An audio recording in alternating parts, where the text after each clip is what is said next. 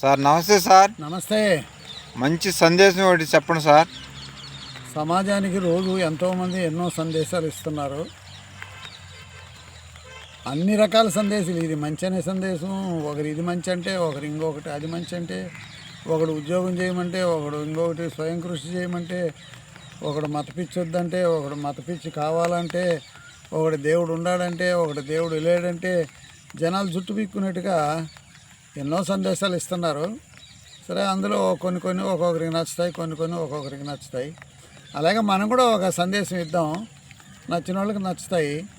1000లో ఒకరికి నచ్చినా మనం కూడా మంచిగా పునాది వేసిన వాళ్ళం అవుతాము. మన సందేశం ఏంటంటే ఈరోజు, పరమత ద్వేషకులే స్వమత శత్రువులు, పరమత ద్వేషకులే స్వమత శత్రువులు, స్వమత సద్విమర్శకులే పరమత ప్రేమికులు, స్వమత సద్విమర్శకులే పరమత ప్రేమికులు, పెద్ద పెద్ద చదువరులే పరమత ద్వేషకులు, మానవులంతా ఒకటను వాడే ప్రపంచ మేధావి అని ఒక ఆయన మహానుభావుడు చెప్పాడు. పరమత ద్వేషకులే ఇతర మతాలని ద్వేషిస్తూ ఉంటారు. కొంతమందికి అదే వృత్తి. ఈ మనకి ఎందుకు వేరే వాళ్ళ మతం, వాళ్ళ నమ్మకాలు వాళ్ళవి అనేది లేదు. అసలు మతమే అవసరం లేదు సమాజానికి. మనుషులంతా ఒక మతం అని చెప్పండిరా నాయనా అని ఎంత పెద్ద మేధావులు చెప్తున్నా, ఎన్ని ఏళ్ల నుంచి చెప్తున్నా అది తలకెక్కదు. ఇతర మతాలని ద్వేషిస్తూ ఉంటారు. క్రిస్టియన్ మతం మంచిది కాదని వాళ్ళు, హిందూ మతం మంచిది కాదని వీళ్ళు, ఈ 2 మతాలు మంచివి కాదని ముస్లింలు, ముస్లిం మతం మంచిది కాదని ఈ 2 మతాలు. ఇట్లా ఒక మతాన్ని ఎందుకు ద్వేషించుకుంటారో అంతా విద్యావంతులే. ఒకప్పుడు అంటే ప్రజలు విద్యావంతులు గారు, చదువుకోలేదు, వాళ్ళకి తెలియదు, వాళ్ళు ఎవరు ఏది చెప్తే అది నమ్మినారు, మత గురువులు ఏది చెప్తే అది నమ్మినారు. ఇవాళ మంచి ఏదో చెడేదో తెలుసుకునే నాలెడ్జ్ మనకు ప్రజలకు వచ్చింది, విజ్ఞానం వచ్చింది, చదువుకున్నారు. ఇంకా ఏందో మతాలను పట్టుకొని ఏదో నీకు ఒక స్థానం కావాలి సమాజంలో అని మతాన్ని పట్టుకొని ఎలాటం, మత గురువులు అవ్వడం, మరి పీఠాలు స్థాపించడం, లేదంటే చర్చిలు కట్టడం, మసీదుల్లో వచ్చే ఉపన్యాసాలు ఇవ్వడం, మసీదులు కట్టడం. ఎందుకు ఇవన్నీ అవసరమా? ఇప్పుడు మానవాభివృద్ధికి అవసరం లేదు. మనుషులంతా ఒకటే అనుకుంటే ఇవన్నీ ఏమీ అవసరం లేదు. కాబట్టి కొంతమంది మన మతానికి ఎవరైనా శత్రువులు అంటే పరమతాలను ద్వేషించేవాళ్ళే. ఎందుకంటే వాళ్ళని ఏదో అనడం, వాళ్ళ దగ్గర 4 అనిపించుకోవడం. క్రిస్టియన్ మతం మంచిది కాదని హిందూ మతం వాళ్ళు అనడం, మీ మతం దరిద్రపు మతం అని వాళ్ళు అనడం, ఒకటి అనడం 4 అనిపించుకోవడం, 4 అనడం 1 అనిపించుకోవడం. ఇది పరిపాటి అయిపోయింది. మరి వాళ్ళంతా మత పెద్దలట, మరి సూట్లు బూట్లు వేసుకుంటారు, మరి కాషాయ వస్త్రాలు ధరించుకుంటారు, కాళ్ళదాకా కోట్లు వేస్తారు, మరి ఇంతంతలో గ్రంథాలు పట్టుకుంటారు. ఎందుకు ఆ మత పిచ్చో నాకు అర్థం కాల. కాబట్టి ఏ మతానికి శత్రువులు ఆ మతం వాళ్ళే.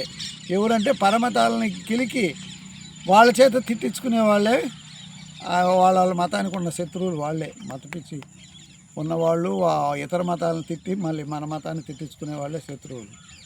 కాబట్టి స్వమత సద్విమర్శకులే పరమత ప్రేమికులు. ఇగో మన మతంలో స్వమతం అంటే మన ఎవడైతే ఏ మతంలో ఉంటాడో ఆ మతంలో సద్విమర్శలు చేసుకోవాలా. ఇది మంచి ఉంది, ఇది చెడు ఉంది అని సద్విమర్శ చేయగలిగిన వాడే పరమతాన్ని కూడా ప్రేమిస్తాడు. అందులో కూడా మంచి ఉంది, అందులో కూడా చెడు ఉంది, ఆ చెడు మనకొద్దు, మంచి తీసుకున్నాం అనే సద్విమర్శ చేసేవాడు మన మతంలో ఎవడైతే ఉంటాడో వాడు పరమతాన్ని కూడా సహిస్తాడు. వాడు మన మతాన్ని అభివృద్ధికి పాటుపడినట్టే లెక్క. ఇతరుల మతాన్ని తిడితే మన మతాన్ని నాశనానికి దారి తీసినట్టే, అందులో అనుమానం లేదు. కాబట్టి కొంతమంది అదే పనిగా మరి మెళ్ళల్లో సంచులు వేసుకొని పెద్ద పెద్ద నామాలు పెట్టుకొని ఇతర మతాలను తిట్టడం, పెద్ద పెద్ద కోట్లు వేసుకొని కింది నుంచి పైకి తెల్ల కోట్లు వేసుకొని మరి ఇంకొక మతాలను తిట్టడం.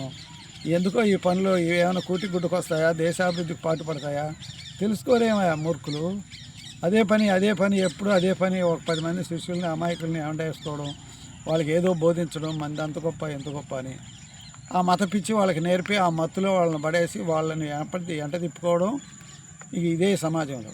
కాబట్టి పెద్ద పెద్ద చదవరులే పరమత ద్వేషకులు.